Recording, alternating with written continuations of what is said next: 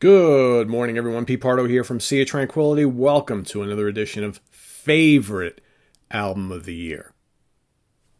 Remember that because we're going to talk about it at the end of the episode. Today, we have arrived at 1972, another banner year in rock and roll history. This year was almost as difficult to choose a clear favorite of mine as 1971 was. 1972, a great year for progressive rock releases. Fantastic year. A great year for heavy rock releases. Mainstream rock, jazz, all sorts of terrific albums released in 1972. The early part of the 70s, absolutely stellar. Major names, up-and-coming bands, brand new bands, you name it. Live albums, studio albums, compilations. Great stuff in 1972. I had a handful that I was kind of going back and forth with. You know, a lot of my favorites, my favorite bands of all time released albums in this year. A lot of bands that debuted, like I said, that I love quite a bit, also came out in 1972. I whittled it down to a couple, and then I whittled it down to two.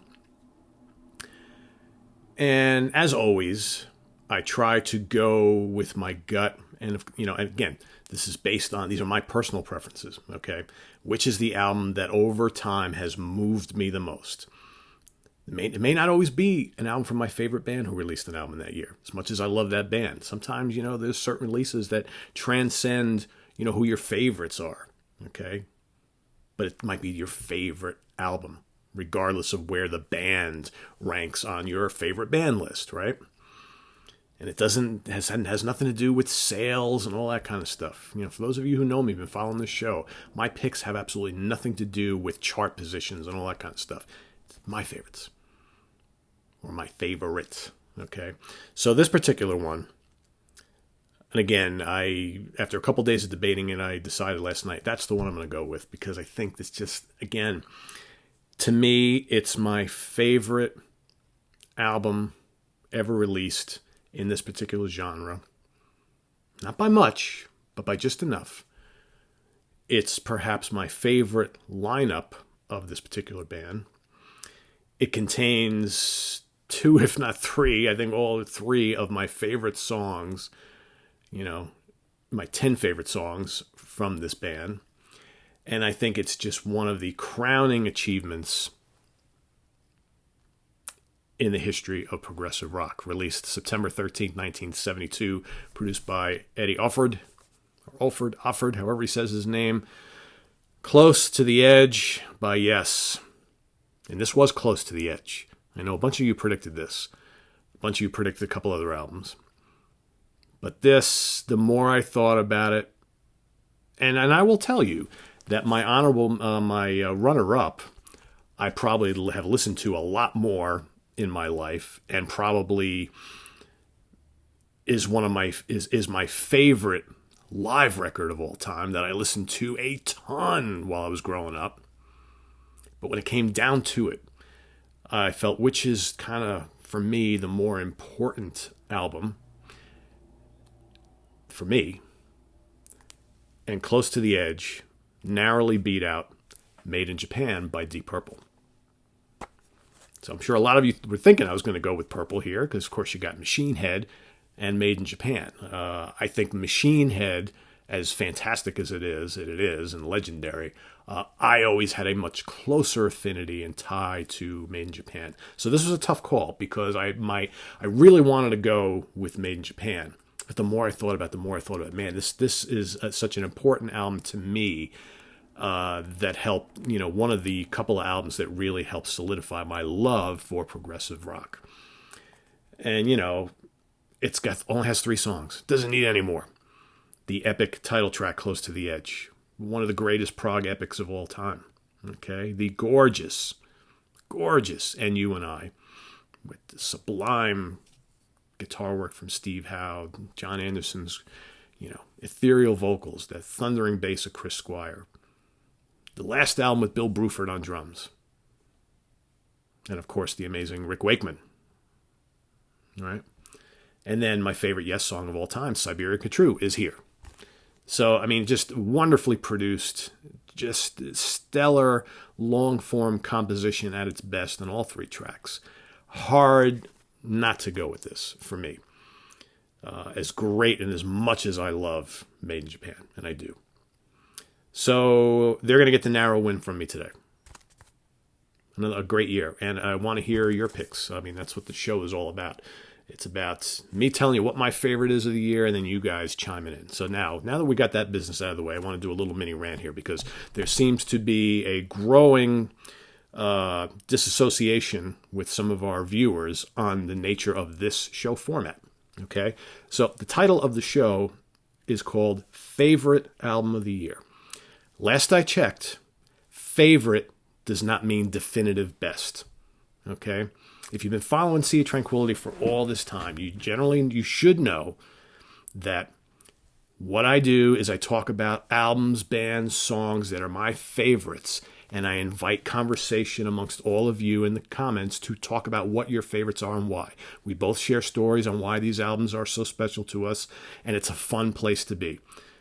This is not Rolling Stone magazine's definitive top 30 of this or best.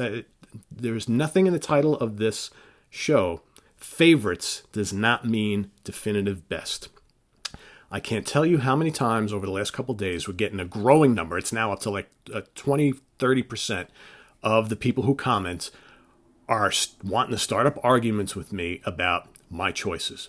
There is no way that you can tell me that Black Sabbath's Master of Reality is better than Led Zeppelin 4. You need your ears cleared. Last I checked, Led Zeppelin's 4th album way outsold Black Sabbath Master of Reality. There is no way you can tell me that King Crimson is better than the Beatles. There is no way that any album is better than Rolling Stone's Sticky Fingers. Did I ever say on any of these that these albums are better? Did I ever? Once. I stress in every single episode, these are my favorites, let's hear yours. But no, and all these people who complain and want to start arguing with me never say what their favorites are. Never. All they want to do is chastise me for my choice. Pete, I can't believe you picked that one over this one. It's never ending. And I know there's a growing number of you who have been here for a long time, and you totally get the format. You totally get what we're trying to do, and you get frustrated at me having to have these conversations all the time. But what you guys have to understand is we're getting more and more. I mean, we're over 35,000 subscribers now, so we have a lot of people coming to this channel. And a lot of people who either they're not listening, not paying attention, or they just cannot grasp simple statements like favorite, okay? Or the conversational matter of what we have on this channel. They just don't get it. And it frustrates me because I like to go into the comments and comment on some of your comments because a lot of you totally get this, and we have great conversations that way. And then I come across all this other stuff. And people just spewing like hateful comments towards me and other folks here. I mean, come on. It's like I'm getting tired of it. You know, do you guys really want me to not go into the comments? All right, I go in. When people get abusive, I ban them. That's it. Done. And maybe I just won't comment on this anymore, and I'll just all those comments are gone. Okay? I want this to be a positive, fun place. And it's like, man, the comments section, and then I know that's a problem with YouTube in general.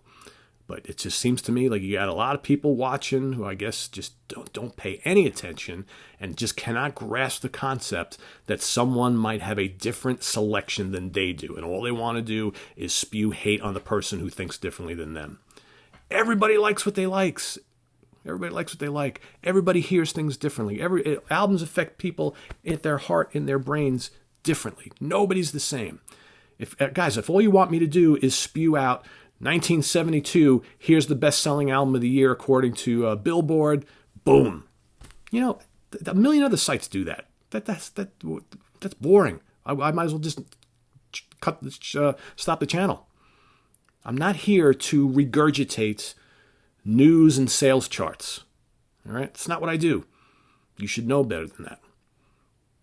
I'm going to give you my opinions on what I like and why, based on my experiences, based on my listening habits over a year, and I advise and urge everybody to do the same.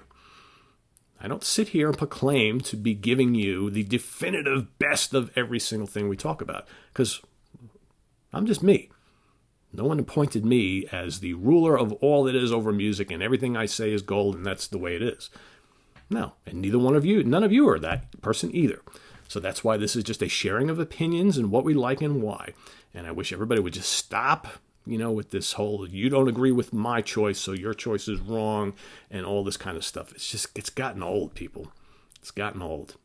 All right? So remember, this is, whether it's the favorite album of the year, it's my favorite. Let's hear yours. Whether it's top 10 songs from a band, my favorite 10. Not based on what the charts said. What are your favorite 10? Ranking the albums. How I perceive the albums. This is how I rank them. I encourage you to do the same. It has nothing to do with sales figures or which ones charted higher, any of that kind of stuff. It's based on my picks. I urge you to do the same. That's how we do everything on this channel. This is not a mystery. This is not some big scientific blueprint. All right? It's very simple. The concept is very simple, and I just don't understand how people don't get it. And I state it almost every video because I want to make sure people understand this is how we do things, because we got a lot of new people, and that frustrates the old timers who have been here a long time. But yet the new people who come in, they just don't hear it in one ear and out the other, and all of a sudden they're in an outrage because of something I chose doesn't agree with theirs. Get over it. Come on. Get over it. Instead of trying to argue with me, because you're not going to change my mind. Let us know what your favorite is. You don't think my choice is, you don't agree with it? Great. The intelligent thing would be say, Pete, that's cool you picked that. That's not my favorite. This one is my favorite, and why? That's how I would respond. But no. So anyway, that's it. Not commenting on this anymore. So from now on, you're going to start spewing hatred and negativity in the comments. You're gone. That's it. Done. That's it. Save this place for the people who really care and get it. Can we have a thumbs up on that? I know I'm going to get thumbs down for this, but, whatever. Hey, it is what it is, right? This is on the web at www.seatranquility.org. We're on Facebook. We're on Twitter. Of course, we're here on YouTube all the damn time. Coming up later today, ranking the albums of Rory Gallagher. Going to deal with the studio albums and the live albums separately in the same show, so that's coming up. Irish guitar, blues rock guitarist, legend, the late, great Rory Gallagher. Coming up today. See you tomorrow at 1973. And each and every day going forward till we get to 2019. All right. So have a good one, guys. Hope you're all safe. Safe here. Sorry I didn't deliver the Rory show yesterday, but beautiful day here in New York. A lot of stuff to do outside, so that kind of took precedent. But we'll get it to you today. So see you then. Take care. Bye-bye.